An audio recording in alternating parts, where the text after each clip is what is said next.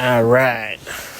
Time for another episode of the Culture Banshee podcast. Yes. The greatest show ever made. I'm turning the account into a shitpost Banshee account. Banshee, I like the... I'm not the stepfather. I'm the father who stepped up.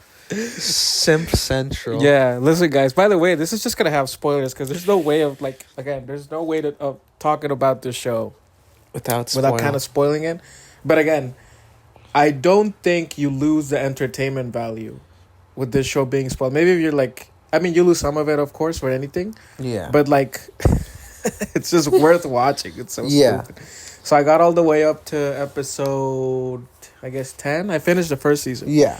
I think I was on episode 5. Of season 2? Yes. So what's happening so far? Because I just finished the show since we last talked. Actually, can you put it on here? Yeah. I just want to remember the titles or whatever. Yeah, I'll pull it up on my TV. What happened? Because, I remember what happened in season 1. Season 1 ends with the big gunfight with Rabbit and his guys. Yeah. So, we talked about how, the one of the big parts of the premise of the show is that he went to jail for committing a robbery, but at the same time, he was, fucking over his boss, right? The Ukrainian mob boss whose daughter was his partner in crime. Correct. So he was in love with. Yeah, but he was basically he was the guy who would plan the heist. He's the guy who gave them the jobs, right? And this dude was like, I'm just gonna fuck him over. By the way, Rabbit is such a stupid fucking name. It takes away the whole trying to build him up as this super evil guy. Yeah, all right. Just okay.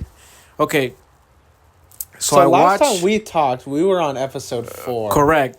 And then we saw the biker episode. Episode 5 is a very so I'm starting to enjoy the show more now because I think the first the first episode has a bunch of the serialized story, right? Yeah. And then 2 through 5 and part of 6 is more sort of the monster of the week type of thing. You do have some development, but it's more ooh, what a criminal / thing is he gonna deal with this time, right? Yeah, which rapist, drug dealer, party, I don't know. Which was episode 4 about? Actually, we were on episode 3 last time we talked. No, episode 4 is the one that 4 is the cool. Yeah, you were in the middle of that one. I didn't see right. It. Yeah, it's the one where he's robbed, where it opens with that giant, insane. Yeah, heist. for some reason he is putting it all on the fucking line more than before. He took the identity of a fucking. I guess is the sheriff a federal officer? I don't know. No, anyways, but definitely an appointed. Yes, but he's impersonating a police officer. 2 days after getting released from prison, this guy is pedal to the fucking metal. And then he's like, you know what? I miss crime. So now he's doing crimes while also impersonating a police officer. Yeah, he is out of his fucking mind. And he's stealing paintings and shit. Yeah, what the he's awesome. He's too badass. But it's so stupid because he's stealing shit that you need a fence to sell. Anyways. I love that opening chase scene, though, when the cars are flipping over. And may I add that this is, in 4 episodes, the 4th time that the wife just banishes from her home at night and goes and does adventures with this guy. And the husband is he doesn't realize until episode 8 that this bitch has been leaving her house every night ever since this dude came back and committing crimes and shit. This is crazy. Anyways, episode 5 is by far, well, we'll see. I'm trying to remember now, but episode 5 is hilarious. I like episode 5. I always remember that one because that's the one that really introduces not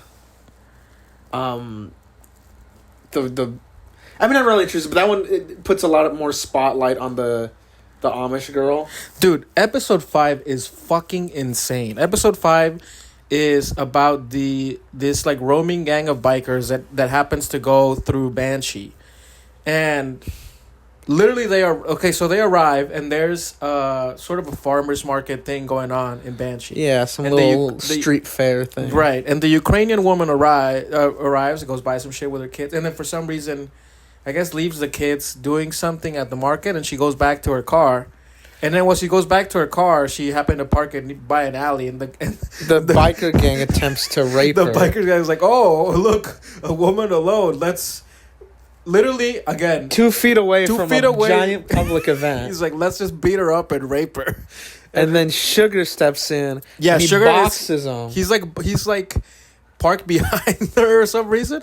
So he's like, "Fellas, I wouldn't do this if I were you," or whatever cool black guy thing he says. Yeah. And then he's like, "I'm gonna ask you all to walk away." And then yeah, one guy like he's like, "Hey, old man," and then boom, just one shot KOs him because he's epic. And then the leader, who's by the way like the biggest bitch in the gang by far, he looks like a fucking IGN writer. He like tells it, "Oh, you can fight. Well, our friend here boxes." And the guy's like, he's shadow boxing, but you can see in his eyes, he's like, "Dude, I like do this for fun. Like, I like box for fitness." But if he's a biker, he's no bitch. Yeah, and he just gets fucked up by dude. The leader is literally like, "If you beat my friend in a boxing match, we won't rape her." Like they literally are like. I love the way it escalates. Like, "Oh, you can fight? How about this? How about a boxing match? And if you win, we let this woman go. And if we win, we get to rape her." So he wins the boxing match, yeah. And then surprise, they knock him out though, and then they attempt to rape her. Yeah. Then the cool sheriff girl fucking shoots the guy in the face. No, but she's like, please, like, she's like basically trying to get him off. Like, yeah. Well, she doesn't want to. By the way, this idiot is not pointing the gun at the Ukrainian woman at all. Like, he's not even holding her hostage. He's basically like looking at the cop and being like, "Let me rape her, and then I will gladly be arrested." And the woman is like, "No." She fucking shoots him. And then she becomes all pissy-eyed. She's like, "We ain't gonna shoot you." I'm like, there has never been a more clear-cut case of a justified shooting in the entire history of the American police force. Then a guy literally on top of a woman about to rape her. With a gun. With a gun to her head. Like, it literally could not be more of a slam dunk case. Like, the paperwork would have been like a fucking text message to the judge, like just be like, "Oh, this guy was trying to rape her right in front of me, holding a gun to her head, so I shot him." It's like, "That's cool. You're getting the Medal of Honor with a key to the city." So yeah, that happens, and then then the bikers get all like they get mad. I think they all run away before that, right? They tell the guy, like, they dipped and left the one guy alone. Right, it's like, "Listen, you rape her and then meet us at the club," or whatever. So they get mad, they burn her house down. Yeah, the nerd is like, "Are we just gonna let a cop kill our friend who was trying to rape a woman?" No. So yeah, they go on this giant attack. Like they burn her house down, then they ride through the farmer's market the next day, and they're just hitting people with like bats and shit, and the insane like melee they do in the town. And the town, that, by the way, I didn't really like get this. I guess it really only has 5 cops. Yeah, no, it's just the characters that we get to see. Emmett, Shaban, and Lucas. Yeah. Which is epic. And I like all those characters. I love Yoners, Emmett Yoners, the black guy. Yeah, of course, he's great. He's cool. I love. They're all cool except for Brock, who actually he starts to grow on you. Yeah, he gets to be less of a pussy in this one because he sees one of the bikers coming through, and he's driving by next to him, and he grabs him, throws him on the ground, and starts just beating the fuck out of him. I'm like, dude, even this guy is like, "Bro, police brutality is the shit." Lucas makes it look so cool. Yeah. No, Brock starts to grow on you because at first you're like, "Let Lucas beat the shit out of everybody." Shut up, Brock. Yeah, shut up. Let him kill every witness he wants. And then, but no, he starts to grow on you. He's a good character. You just like, it's one of those shows that just has a very strong cast of characters, and it's just entertaining enough that you're like, "I'm just gonna watch this," and it's like, I don't care what happens. Again, it's a very entertaining show. Yeah. So they do they basically like, dude, it's crazy. They drive around the city like with bats. Yeah, just hitting people. And just like destroying shit. Like, and Kai Proctor's knee slashes. Right. The Amish one of them with chick, a knife. The hot ass Amish girl, like she's in she's some like because she's like the stereotypical like, oh, she's Amish, but she has like 400 million condoms in her fucking apartment, in like her room, a bunch of porno max, 40 dildos, a body count above 300, like, and a knife. That she sees some guy driving by and she just fucking slashes her neck as he's yeah, driving. she just cuts his arm open. Oh, his arm, sorry. Yeah. And then it's ridiculous. The Amish people are like, you're not allowed to defend yourself. We're Amish. Yeah, you take her to Lucas and it's like, what is her punishment? I'm like, and he's like, I don't give a fuck. Yeah, he's like, bro, have you seen me? You think I give a fuck? He's like, if it was me, I would have shot the guy. Zero trial. So the episode ends. They beat up the bikers. No, the episode. What happens is that Lucas goes to Kai, and he's like, all right, I need some help to catch these guys because I don't want to take him. I don't want to arrest them, right? Because, they tried to rape his love of his life, so he's like, I just want to take him all on my own. So Lucas like finds their hideout, which is like some abandoned building near the town or something, and he just goes with a pipe or something and just beats the fuck out of all of them, which is epic. And he drops them in a van. Yeah, he's like, take him to a town that has a warrant out on them. I'm like, so, and you think people you think they won't tell him the sheriff came up to us with a pipe, beat the shit out of us? It's like zero consequences as soon as you leave the town. No one's gonna mess with them. I think that's the episode, by the way, in which, I think that's when Lucas disappears some of the evidence, right, to help Kai. Yeah, I think so. Off his murder case. Yeah. Okay, right. Then you get episode 6, which is when you get some of Lucas's prison background. I think you get all of it in that episode, actually. Yeah. Most because they flash back a couple more times later, but yeah, you pretty much get all of it there. Is that the albino rapist episode? Yes, awesome episode. I love that. By the way, who has red eyes, who cannot go out into the sun, who looks like Victor's ass in the comics. Yeah, without the tattoos. So in when Lucas was in prison, he was raped multiple times by this giant. No, he wasn't. Or does he tries to? No, that's the whole point of the episode.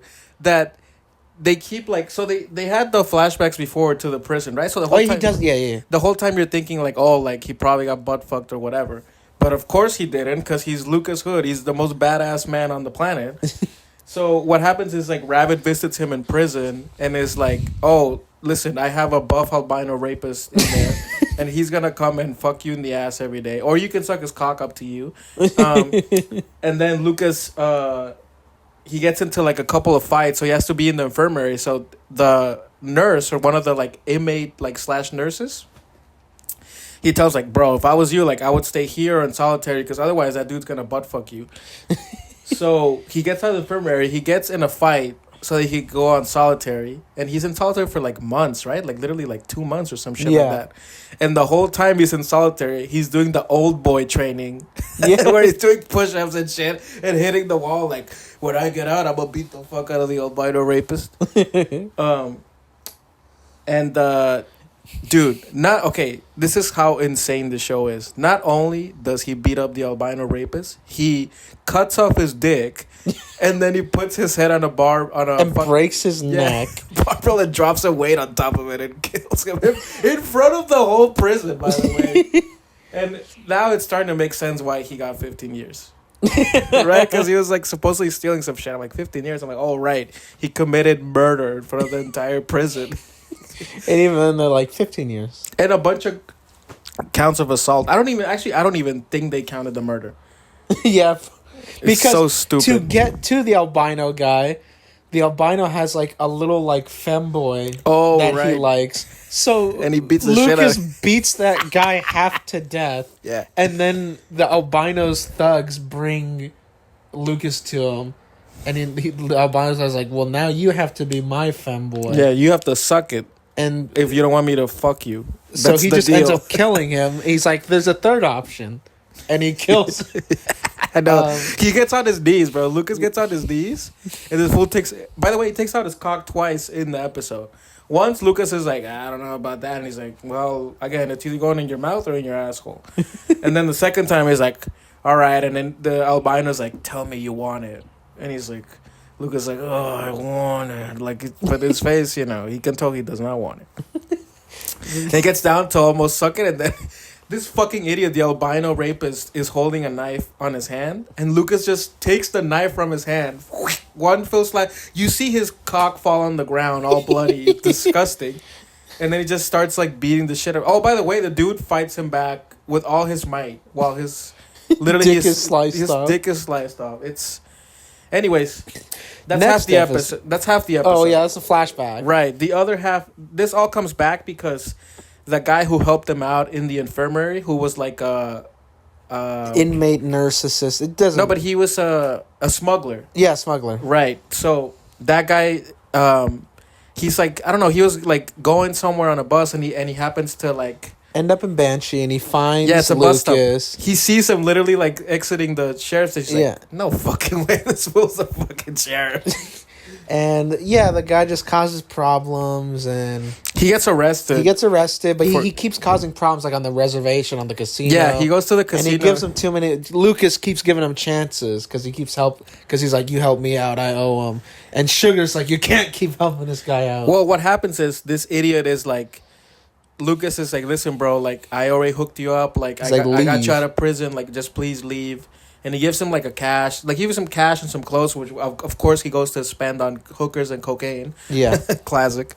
And then the dude, like when he gets caught again at the casino, like just causing a ruckus. Yeah, he starts fighting people at the casino because he's being drunk and disorderly in the entire movie. He starts fighting everybody. Yeah, and he's doing coke off the stripper's tits. By the way, there hasn't been a single episode so far without tits. I love the show. Yeah, well, that's not going to change. You're going to get to the end and you're going to realize that. Anyways, the dude, the guy who helped him in the infirmary, the smuggler, he then is like, actually, now that I think about it, I happen to have all the power here because I know your real identity. I know you're not this guy. I know you used to be in prison, all this shit. So I am going to say what's going to happen from here on out. Mm-hmm. And then you just see Lucas and Sugar give each other a look like, R.I.P. Bozo.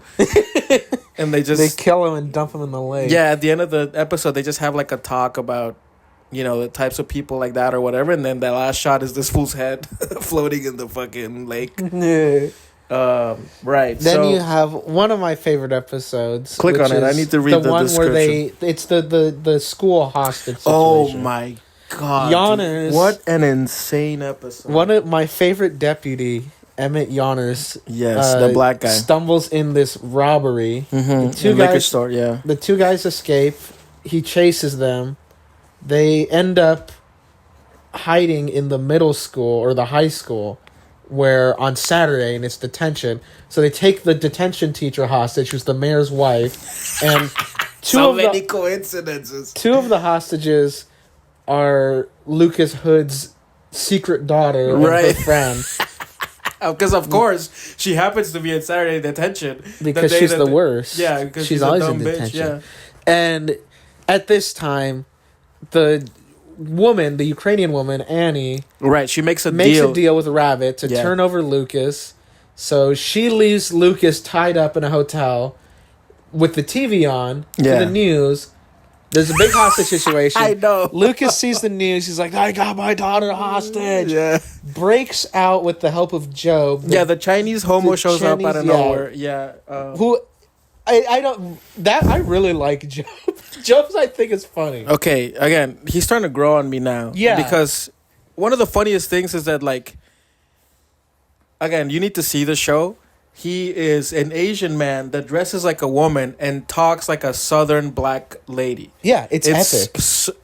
It's so awesome. They probably always in drag and doing kung fu. I know the director was like, "You're gay. You mean a southern belle?" Like, it's so stupid. You're fucking Chinese from New York. But anyway. Lucas returns to the hostage situation. Yes. Storms past the FBI SWAT team, who's like just we need runs to do this past by protocol, and he's like, "How about I just walk in?" Yeah, kicks the door open because there's two hostage takers. One of them's running through the school chasing his daughter. Oh, hold on. We need to also clarify this. In the beginning of the episode, the DA, the young DA, is like I think like getting ready for work, and his wife is naked again, full frontal, everything, and he's like, "When you gonna fuck me?" And he's like, "Oh, I've just been too busy thinking about crime." And she's like, "You never fuck me." And so then she's the teacher responsible for Saturday. It's not detention. the DA, it's the mayor. It's the mayor. Oh, it's the mayor. Yeah. The young mayor. Yes, the mayor. Okay, sorry. The DA is the stepfather then. Yeah, stepfather. Okay, so the The mayor father stepped up. right. The mayor. Throughout the whole show, they're always like, "Oh, the mayor's so young" or whatever. Anyways, I think Kai Proctor like killed the mayor's dad or some shit like that. Yeah. Anyways, so that's how the episode begins with the mayor's wife being like, "You don't fuck me anymore, you fucking gay," and the dude's like, "No, I've just been thinking about Kai Proctor." I'm like, "That is gay." Anyways, so she happens to be the teacher that's in there while the school is getting the hostages, and then one of the guys who's holding Tries hostage to rape is a her. rapist. Yeah. And then he's trying to rape her the whole time. So I'm like, why did they make this connection of like it's such a cruel irony that the episode begins with her wanting to get fucked, and then like halfway through the it's like, well, guess what? You're gonna get raped. It doesn't Like, end up happening. Why? I know, but I'm like, Yeah. why did the writers put this? Because they're just like, everyone's an evil rapist, drug dealer, racist, blah, blah, It's so awesome. insane. But The writers were basically like, "Oh, you want to get fucked, bitch? Well, guess what's gonna happen to you in this episode? You're gonna get raped by a guy who, for some reason, they mentioned this 3 times in the show, was such a good high school football player. yeah. One of the kidnappers. And so Lucas storms in. Yes, of And one of the hostage takers is like reluctant. He's just like some junkie. He's like, I'm over my head. And the guy hesitates to shoot Lucas. So, of course, Lucas takes his gun and shoots him like 3 times. Yeah, I'm like, that's the most illegal shit he could have done. Yeah. Then chases down the other guy and kills him. And then the FBI... who is holding his daughter hostage. And then he makes like a signal with his eyes. And the daughter ducks like real quick. And then he just shoots him in the head. Yeah. Well, by the way, the whole SWAT team is behind him being like, no, let us do this. And Lucas is like, dude, I'm just going to shoot headshot him. Yeah. Easy peasy, brother. So that episode's epic. Yes. What a fucking insane episode. Oh, and by the way, that's the episode where Lucas goes back to his apartment and he holds a gun to the Ukrainian woman's head. He's like, bitch, you fucking betrayed me, you fucking bitch. Yeah. And then she looks at him and she's like, why don't you just suck your cock and let's get this over. He's like, all right. He's like, you know what? Fair point. Yeah, the second time that she's naked on that episode. By the way, the Ukrainian woman has been naked in the show like fucking 10 times in 7 episodes so far. And Lucas finally got to fuck her after trying to fuck her like every episode. What is this episode about?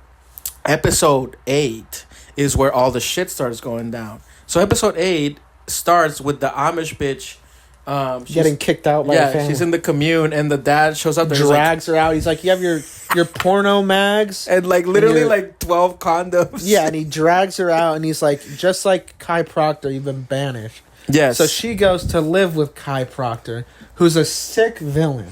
Yeah, so Kai Proctor. Here's what's happening so far. So throughout the show, all the way up to this point, I'm like, honestly, the real pieces of shit in this show is Lucas and the Ukrainian woman. A woman who is constantly abandoning her family to commit crimes with his ex-boyfriend, while her like son is dying of asthma in her house. While the DA husband, who by the way, in that like I don't know why they make this clear in the show, fucks the shit out of her constantly. Like in a way that you can tell that she enjoys it quite a bit. So she is clearly sexually satisfied. She is clearly like with a man that has money and power. So what I'm saying is like, it's not like this is one of those typical shows where like, oh, the dude is like the safe responsible guy, but you know, he doesn't quite please her like the bad boy does. Yeah. We see in the show multiple times her getting her fucking pussy eaten insane and getting fucked in literally every position. So by a big, handsome veteran with money. That's so true. Who is also a badass. Yeah. He was a veteran, and now he's the DA, and he fucks the shit out of her. He gave her, and he's a very good-looking guy. Exactly. And clearly, like, not a pussy at all. Clearly, like, a very responsible guy. He's just not a criminal. And, again, for some reason, this bitch just cannot get over this, over Homelander. Anyways, scroll up. Okay, right. So that's when I think they get the the news that Rabbit has found them, right? Because that's because I think this one ends with that one guy coming back, because the next episode's the big fight one, right? Sorry. Anyways, my bigger point about the characters was that all the way through episode, go back to 8. Yeah, all the way up through 8, the real pieces of shit, again, in my opinion, is Lucas and the wife, who just like Lucas, is like completely happy, like, again, shoving due process up his asshole, ruining the town. He's like, since he arrived, there's been so much shit that's happened. He put the cool black guy in a bunch of problems, like he's been doing all this shit, like, again, trying to like home wreck the Ukrainian woman's family.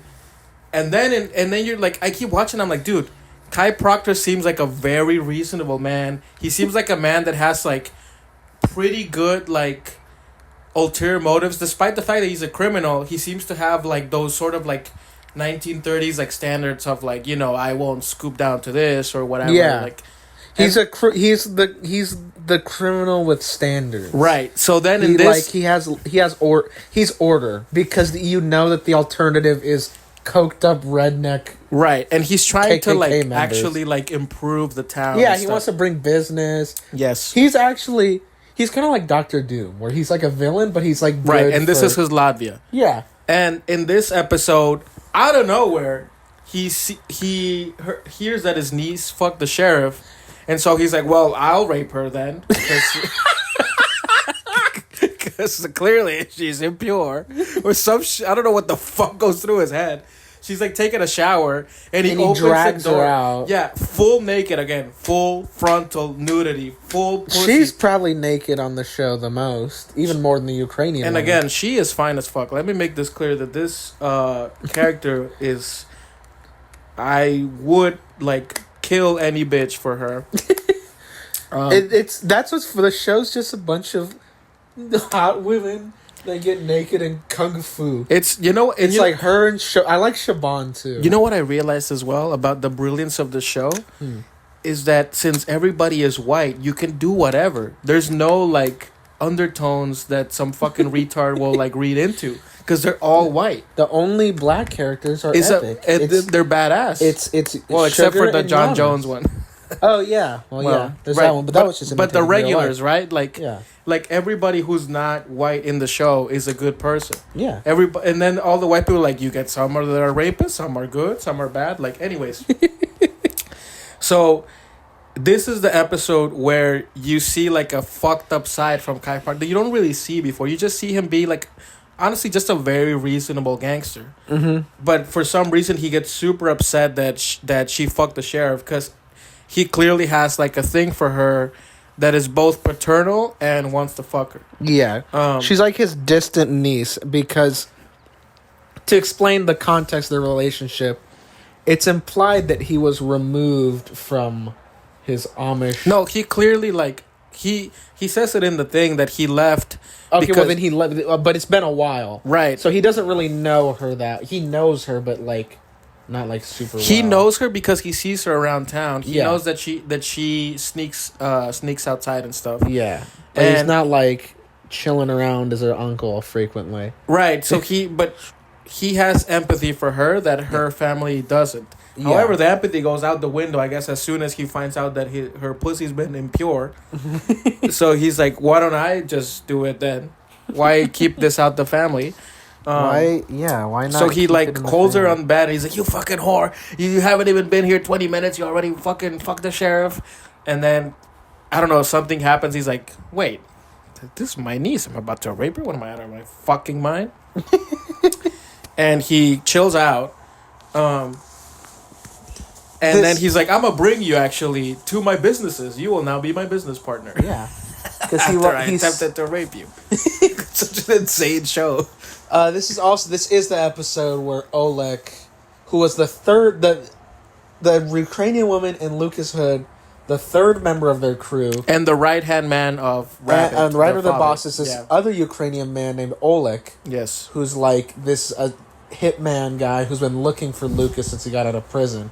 He shows up and has this insane episode-long brawl with the Ukrainian woman. Right. So the Amish bitch shows up to Luca's apartment, and Lucas, like a smart man, is like, I don't want to get my bitches mixed up. So he takes her for like a ride or something, and the whole time they have Oleg tied up in his apartment, and then literally like 5 minutes after he leaves, the dude is like, actually, I've already escaped, and then he just punches the Ukrainian woman, and they have an insane brawl. Yeah, it's like the whole episode where they're just Literally smashing chairs over each other, broken glass, stabbing, beating, ripping open their skin with like knives. By the way, I love that one of his lines is like, you have been training, but you are a woman, so this don't hurt as much. I love that. I like that. Just acknowledge that that for a woman to beat a man in hand-to-hand combat, she needs to be smarter and sleeker, not just like go literally 1-to-1. She will lose that fight. Because she's like laying into him, and he's like, "This is not hurting me." He's like, dude, what hurts me more is you break my heart. And he kicks it through a wall. Yeah, and he kicks her right in the pussy. To a fucking plate of glasses. Yeah. Classic Ukrainians, yeah. Yeah, because they're literally like throwing each other through walls. It's like a raid, like the raid. Yeah. Basically, like it's sort insane. of, yeah. Just smashing. Like, I can't describe how brutal it is. I love, dude. And she wins at the end, but she's half dead. No, but she outthinks him, right? Yeah. Which I'm always like, all right, that's Yeah, I mean, she does. Anybody should try to do that, but I'm just saying, like, I do appreciate the sort of self-awareness. Because he does beat her. It's a long fight, but he pretty much kills her. And she manages to, right. I forget how, she chokes him with something, right? No. So what happens is that she stabs him? He stabs her, and then she, like, grabs something and stabs him in the neck and in the back multiple times. Yeah, because he's carrying her away. Right, and then she fucking, like, chokes him with, like, a rope or something. Yeah. She like, yeah, hangs you're him. right. Yeah, because he does win. He beats her, like, within an inch of her life, and he's going to carry her away, like, half dead. And then she's like, ooh. And, yeah, she grabs, like, this big, like, splintered wood and, like, stabs him over and over again. She hangs him. And this is also the episode in which, so the Native Americans, they had, like, some deal. The tribe has some deal with Kai Proctor, right? Mm-hmm. And they're like, I think the dad dies and the kid. Because we haven't mentioned one of the main characters on the show is named Alex Longshadow. Yes. Who's the son of the leader of the Kanaho tribe. And they had the casino in which the John Jones fight happened. Yeah. Anyways, they had some deal to, like, expand into the dad had a deal to make a hotel. But the kid doesn't want to honor it because he doesn't like Kai. He just doesn't like Kai. He doesn't want that criminal shit, which is crazy because he's clearly also a fucking criminal. Yeah, he starts doing so much. I don't know. He tries to kill him in an episode. I'm like, this is he literally ends up doing a bunch of criminal stuff. I know, he's insane. Anyways, he Kai is like, oh, don't, like, they, the classic, like, we need to buy this guy's land and he won't give it up. So Kai shows up to this pastor and he's like, brother, like, I need the fucking land. And the dude's like, this land is and he's like, you can give it to me gracefully, with some money in your pocket, or you can lose everything. Or I could take it from you. And the guy obviously is like, actually, I have Christ next to me, so nothing will happen to me. So Kai's like, bet, I'm Amish. I believe I'm closer to God than you. He leaves. He comes back and he's like, I love the dude, the pastor is like, actually, I just realized, I think you were trying to extort me. And Kai's like, no, Kai's like, dude, that wasn't extortion. This is extortion. He literally says that, and he shows him pictures of him fucking his wife, like doggy style. Of Kai fucking the guy's wife. Kai fucking the pastor's And the guy's wife. like, what? And he's like, it makes you feel better. These are old pictures, but he's like... When she was a prostitute. Yeah. By the way. And so the guy gets mad, and he's like, fine, and he sells the land. But again, you see the pictures, full frontal nudity for the woman. Yeah. And you literally, like, he has her in a bunch of different positions. Yeah. And the pictures are all, like, in a way that she had to notice the camera. Like, this isn't, like, a hidden camera thing. Yeah. Where she's like, how did you get this? This is literally her staring at the camera being like, nice, I'm getting fucked by Kai. And so then he tells, like, listen, sell me the land, or I'm gonna release the pictures, and everybody knows you're a bitch. Yeah. And so now we have episode 9. Yeah. So at the end of that episode, I think that's when she goes to the hospital, right? The Ukrainian woman, and everybody and her And for some reason, her husband the whole time is trying to find some weed to calm down. Because this woman leaves her house in the middle of the night all the time to commit crimes with Lucas. And so this dude's like, where is this fucking... Actually, he's not yelling. He's a very nice guy. But he's like frustrated. He can't find his bitch. And so he's like... trying to spark up, man. Yeah, so he's like, let me get the Sasa and chill out. And then his daughter shows up and he sees the room all like destroyed. He's like, do you guys have a fight? He's like, nah, bitch. I just been looking for the booth. And then everything starts going to shit in episodes 9 and 10. Because that's basically when Rabbit comes and he's like, all right, I'm going to handle this personally now. And he brings his private army. And he's super pissed that they kill Oleg. Yeah. Because that was his right-hand guy. Right. So he like... I'm going to summarize these 2 episodes pretty quick. Yeah. He pulls out with his Ukrainian army... to the town of BANSHEE. Kidnaps the Ukrainian woman's son from her school. The one that he has with the DA. Not her legitimate son. Yes. And the DA's legitimate son. Sends his army of Ukrainian soldiers to kill Lucas Hood at the sheriff's department. It's this giant shootout that ends with Kai Proctor coming to save him. Right. I forget why, but they make a deal. No, dude, because remember, that's episode 9 is the one where Lucas goes to Kai and he's like... Because Kai, remember, like... I forget what was the initial favor. Oh, right, with the bikers. Yeah. And Lucas makes the evidence disappear so that Kai can get off the murder charge. Yeah. And so then in this episode, Lucas goes back, he's like, actually, I need your help this time. And Kai's like, did you fuck my niece? And Lucas like, who's your niece, bro? I fucked a bunch of bitches in this town. He's like, I fucked everybody. Yeah. He's like, probably. Kai's like, the Amish bitch with the big ass. He's like, oh, yeah, I fucked the shit out of her a bunch of times.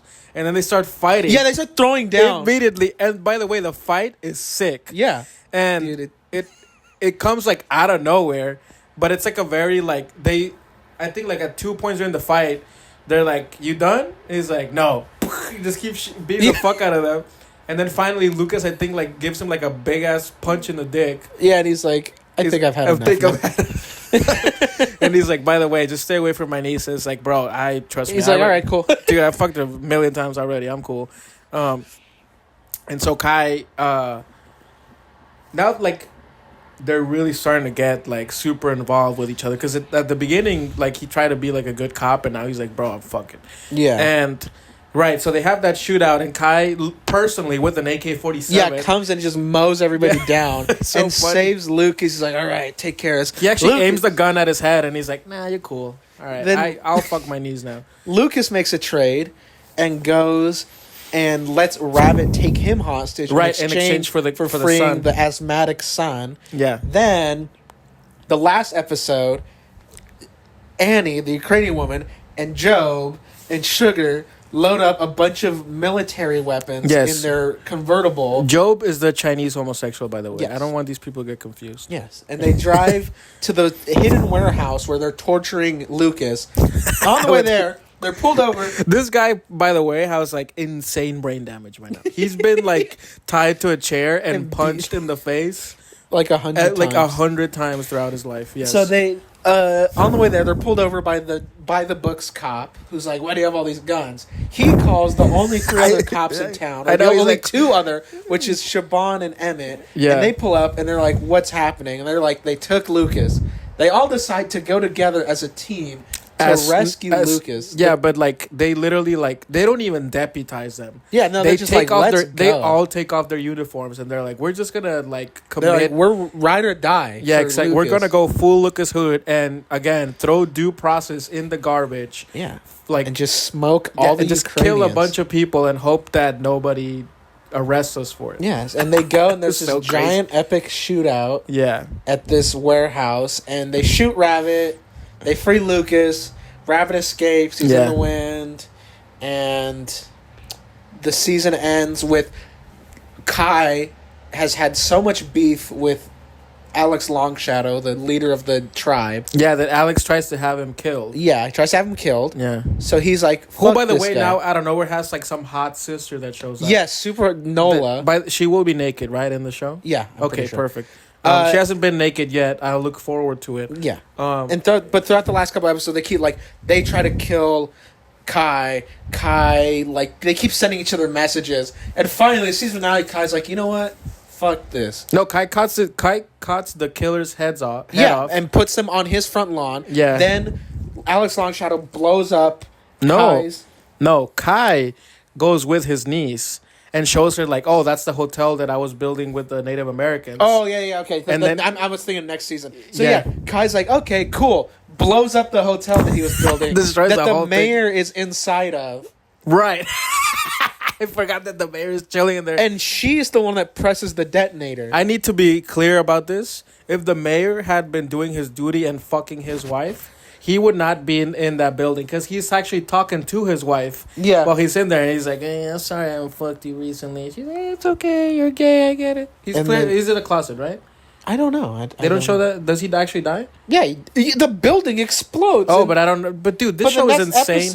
In the next episode or next season, even like the Amish girl's like sad. She's like, I killed the mayor. I shouldn't have died. Oh, so he is dead. Yeah, he's dead. Okay, because this show, he could have jumped out the fucking window or some shit. He's not cool. Okay, so he is dead. He never fucked his wife again. Yeah. This is very sad. Yeah. And that's the season. Well, the finale ends. There's an FBI agent who's been in town investigating all the tomfoolery and shenanigans. He comes in to investigate Kai Proctor's charge, and then he stays because he's like, "What the fuck is going on in this town?" He's like, I have not seen a single police report filed. Yet I've seen about 100 dead bodies in the week I've been here. He's like, and not only that, I have not seen Lucas wear the uniform once. He has not actually been in the precinct once. Like Lucas just literally the whole show just wears like some black jeans, a blue button down, and just pins his badge to it. Dude, he never wears a shirt. He never wears an outfit, and in the last like 4 episodes, he does 0 police work. He's not with the cops at all. No, he's just an epic badass. He doesn't give a shit.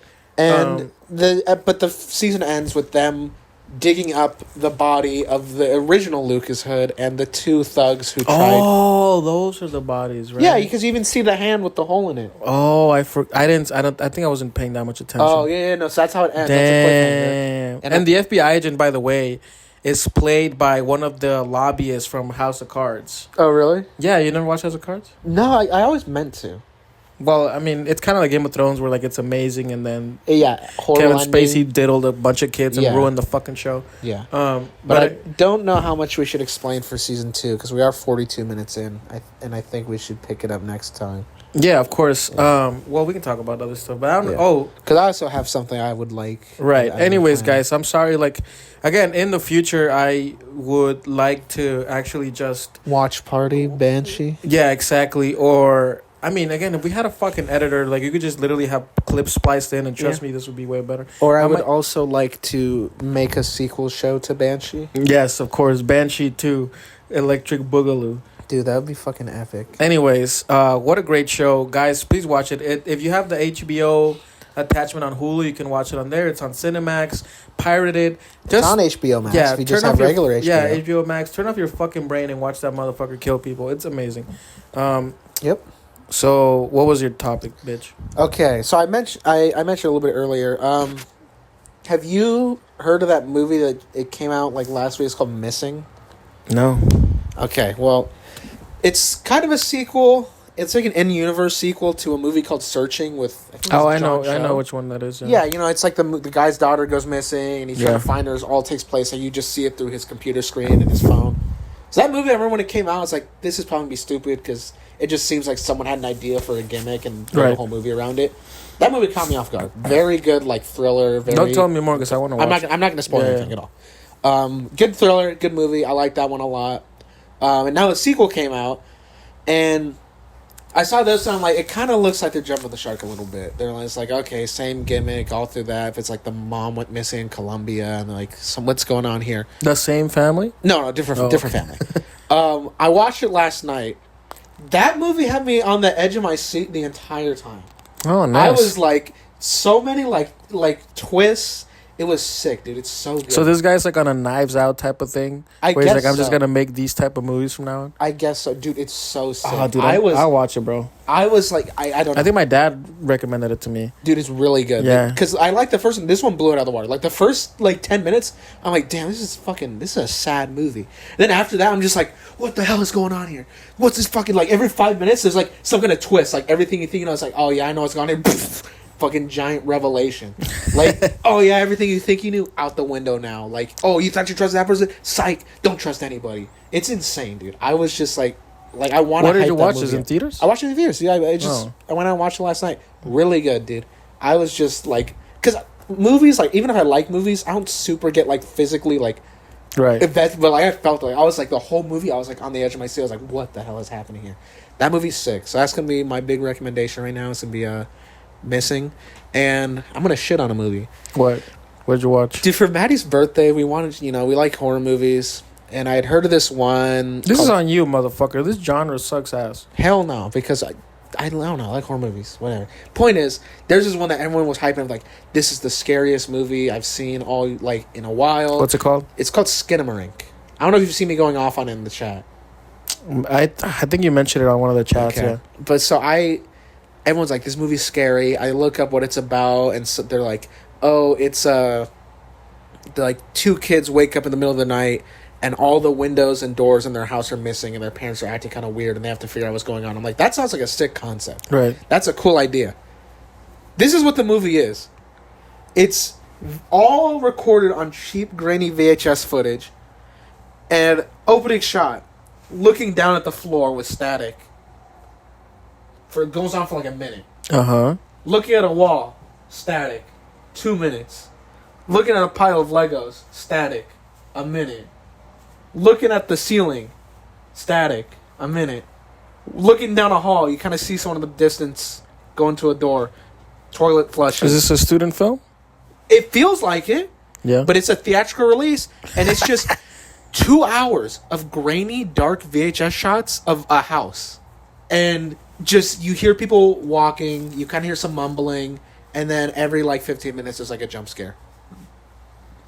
I mean, again, this is on you, bro. Most of these movies suck ass. No, but usually the ones that people are hyping up are pretty good. Was Terrifier 2 good? No, but people were hyping. I knew that wasn't going to be good. I didn't think that was going to be good. But I would rather watch that.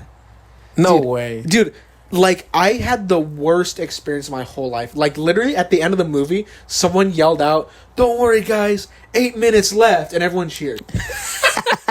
And it was awful, dude. In everyone's defense, I see everyone defending it. They're like, it's not a movie, it's experimental film. I'm sorry, but fuck yourself. I'm recording the floor with no sound and then playing a loud noise to scare people isn't an experiment. Have you seen Climax yet? Climax. What is that? It's the Gaspar Noé? Yeah. I hate that movie. I hate Gaspar Noé. But have you seen Climax? Yeah. And you didn't like that, you son of a bitch? I don't like Gaspar Noé. I mean, I just have such a personal vendetta against them. I was just going to say, that is what you would call an artsy movie. Yeah. But it has a story, it has an arc, and it's yeah. It's not I think people confuse bullshit with art. Yeah, I agree. It's the equivalent of I don't know, modern art stuff. They're really random shit. Even though I have you ever seen John Waters movies?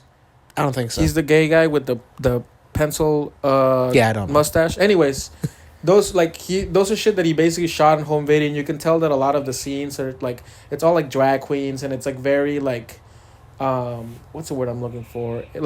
Improvised dialogue and shit. But again, he makes it work. In the edit, he you would have to watch it, but you can't just fill time, which is what this sounds like. What you're telling me, the dude was just this needs to be a certain amount of time for it to be a 2 hours theatrical long. Yeah, and what's crazy is that there's one 3-4 minute sequence that I actually think is pretty good, where the kid goes in the room and you hear the parents look under the bed. No. Because the parents just look. The two parents sitting on the opposite ends of the bed, looking away from it, and you just hear they're look under the bed, and that's that was a good scene where I was kind of I was oh shit, this is coming. It was pretty good. If that was a 5-minute clip on YouTube, I'd be yeah, this is sick. But it was 2 hours long, bro. Yeah, we need to make the Culture Bomb movie like that. We'll just shoot your shoes for like 3 minutes. Dude, just it's so... put the N-word in the background. So many people are like, oh, this movie's sick. Like, this movie's scary. And I remember I put my review on Letterboxd. I opened, I was like, sorry, film bros, this movie's ass. And then, like, I was like, I feel bad for people who wasted money on film school to trick themselves into thinking this is good. Just 'cause I saw, like, film school people were like, yeah, I'm like, bro... Because there's, like, two... people come out of film school, like, normal, like you, or they come out, like, being like, oh, I have to think this is good. You know what I mean? Well, it attracts a certain type of people. So, yeah. Exactly. And it just... I can't. It was just bugging me. And, like, I don't know. That movie made me mad. I didn't have any thoughts. I was like, this movie feels like someone wanted to make a Five Nights at Freddy's movie, and they're, like, audition. Yeah. They're like, look, grainy footage with some yelling. I'm like, it felt like that trend, like there's that trend of like lo-fi horror on YouTube right now that like high schoolers are really into. Oh, Jesus. And it just feels like that. But that stuff's way more interesting. Yeah. Like the backroom stuff, I've seen like, you know, a couple videos on it. I'm like, this is kind of interesting. There's like some history, there's some weird shit going on in it. This just feels like cheap because like it relies on this one gimmick of like, oh, aren't like cartoons from the 20s kind of unsettling in that like uncanny valley type of way, because like the whole movie's just like old, right. Like so old that they're in like public domain cartoons playing in the background the whole movie pretty much. And I'm like, yeah, the music's weird and it looks weird, like I get it, it makes me uncomfortable. And like we need to watch the fucking Winnie the Pooh horror movie. Hell nah. What? It's right up your alley. Hell, I like good things. It's a piece of shit. It probably is very gory. Watch Velma. You'll like it, you idiot. I am tempted to watch the pilot to check it out. I haven't seen the 2 newest episodes, but I'm gonna hate watching. You know what I hate? You know what I hated the most about Velma is that I actually was... When I heard just the basic premise... The basic premise is great. Right? Of like, this is a more like... It's a... grittier, like more mature version of Scooby-Doo. It's an adult comedy of Scooby-Doo. I'm like, exactly. That sounds great. That's what James Gunn wanted to do. And again, honestly, the race swap is not even that big of a deal to me. That's not the problem. Yeah, obviously the problem is that like... I get just from watching the clips or whatever, or like just seeing the memes, like it just seems like... Mindy Kaling again is just like railing against the guys that she wants to fuck. Like it's so funny, like a lot of these things are written and they're like, white guy's this, white guy's that, and then in real life they're just sucking and fucking every single white guy that comes across them. But like I was thinking about this, I was like, okay, so they're like gonna make Shaggy black. I'm like, why doesn't he have dreads? Why doesn't he look like Shaggy? He looks like fucking J. Cole. This really funny bit. Really, really funny, Miguel. Yes. Where like at least 4 times every episode, Shaggy looks into the camera and makes a joke about how he doesn't smoke weed, which is funny because you would think he would be the smoking weed. But he does smoke weed. There's smoke coming out of the van every time. No, that's the joke. It's like you would think in the TV mature Scooby-Doo show that they would make Shaggy a stoner, but it's really funny that he's not. So there's 3 times an episode where he looks into the camera. It's like, and I hate drugs, and lifts up his finger. I'm like, oh, and then I'm Jesus. Like, wow. Also, the animation funny. Looks like dog shit. I actually think the animation's good. I like Bro, what do you talk? I saw it and I was like, this looks like shit. I think it looks fine. I think the art style is bad. I don't like the art style at all. I think it doesn't fit. Like, they were like trying to go for like this darker, gritty thing, and I'm like, why didn't they do what they did with Harley Quinn? That's, you know what I mean? That's what I feel like it looks like. No, it doesn't. I don't know. Maybe I just disagree. It looks like shit. I have seen it. But, it's just really unfunny, and they bring up the same jokes over and over again. That's the other thing. They have, like... Also, they made Fred into a retard for some reason. Yeah. Fred's, I think, is... No, I think the worst character case is Shaggy. Because, okay, I was showing it to Maddie, I'm like, this show sucks. So I showed her the pilot. And, like, halfway through, she's like, I don't get what makes a Scooby-Doo. It just, like, feels like a show, and they're kind of wearing clothes that look a little similar to the Scooby-Doo characters. I'm like, yeah, that's...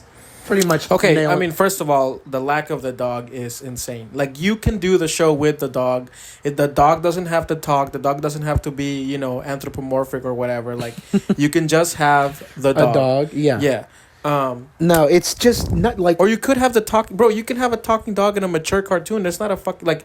Yeah, well, that was apparently the studio executive was like, it seems too, like, that's the line for being too kid-like focused. What are you talking about, dude? Have you ever seen Wilfred? Wilfred is like the most fucked up. Like it's a funny show, the most fucked up show. It has literally a dude in a fucking dog suit. Yeah, and the show is like super mature and insane. Yeah. Yeah, I don't know. I think I might check out the pod just because like I'm just so curious by this point. Yeah. I saw this thing that was like a meme that said like criticism of Velma has increased its viewership by 130%, and it was a picture of some anime character being like, "What have I done?" I have to show you at least the opening scene. It's nuts. Yeah, it's just such an example, and like also Velma being an Indian incel woman is interesting. Yeah, there's some fun ideas. Just like Velma is just a bitch, like an unlikable, not funny bitch. Yeah, Daphne's like a whore, right? I don't even. She's like I don't know. She's like a non-character. Fred is like a okay. The other thing, Fred is supposed to be like the smart leader caricature. In this, he's a giant idiot who literally can't do anything. It's a established fact that he can't even cut his own food. He needs his parents to do it. I'm like, Fred is a genius. He's a smart guy who solves mysteries and likes traps. Shaggy's supposed to be a hapless, coward idiot. In this, he's not a coward. He's not an idiot. He's like a journalist that runs the school paper. I'm like, what is supposed... Again, it's just like this invisible revenge against, like... It's because they're like... The guys that she dates and fucks. all these women that rail against the crackers, all they do is fuck white guys. This is insane. Like AOC, remember the picture of the squad, like AOC and they all have white boyfriends. Like what is like? It's such a weird like fetish, you know? We're like, yeah, fucking white guys. Yeah. It's like, it's so transparent. Yeah.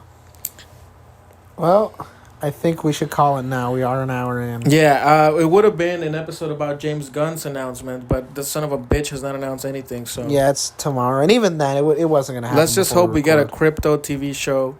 Crypto the Superdog. Yeah, let's hope we get a Crypto Superdog. Let's hope. I am really hoping that he announces a partnership with Legion of Geeks, and there's like a podcast with James Gunn and him, where Legion decides what happens next. Dude, I would pay anything just to know that he will have Batman throw spinning kicks. I know you sons of bitches don't care, but I care. I know you care. Yeah, well, that's what makes him Batman. Yes. I mean, I would like to see him do some stuff like in the Arkham games. Yeah, that would be cool. Yep. All right, fellas. Well, listen, we tried our best. Again, you guys at any time can pressure Evander into ponying up. Otherwise, we will continue to do audio only. Or you guys can send us money. We can't ask the fans for money. Yes, you can. That's literally what fans are for. That's literally what destroys fan bases. You can never do that. We're not making them. We're the podcast will continue. No, the Patreon is there if you wish to support us. Yeah, that's what I'm saying. That's it. Yeah. And checks are also accepted. Oh, so Miguel says it is. Make them to the Culture Bomb LLC. Culture Bomb LLC. It does not exist. Don't do the checks. All right. Well, see you, fellas. Goodbye.